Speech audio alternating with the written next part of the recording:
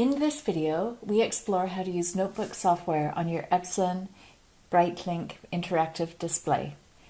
Join me as we review some pretty easy to get used to topics together. And if you have any further questions, don't hesitate to call your TIPS team representative, who you can find at tips.epsb.ca, or you can email at tips@epsb.ca.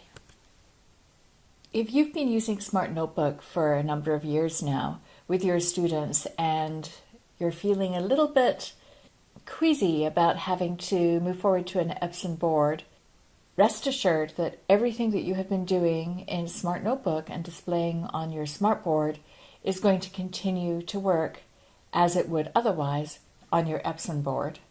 Your EPSON board also brings to you some great new BrightLink features that you will be able to take advantage of moving forward with that EPSON board.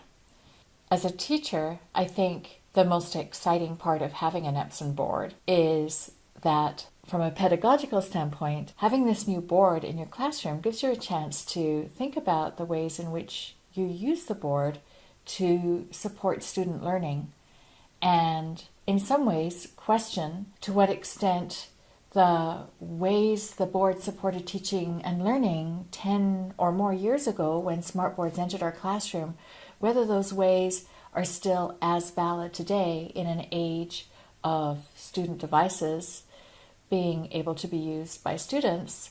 More on that later. Let's explore Notebook on your EPSON BrightLink display.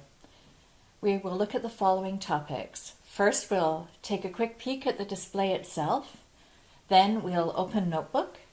We'll use pens in Notebook and look at using your finger as a pen and the EPSON pen as a pen, and look at the merits and disadvantages of different ways of using the pens. We'll take a look at zoom and rotate on your multi-touch board. We'll deal with a pen calibration issue within that section as well. We'll take a look at using previously created notebook files and discuss Flash objects. We'll take a peek at the Notebook Transparent Background tool, looking at the advantages and disadvantages of using it, and compare it to PC-free annotation, and talk about that. We'll take a quick peek at the end at the EPSON Easy Interactive Toolbox. You'll see a number of features in there that will look very familiar to you if you're used to using smart tools.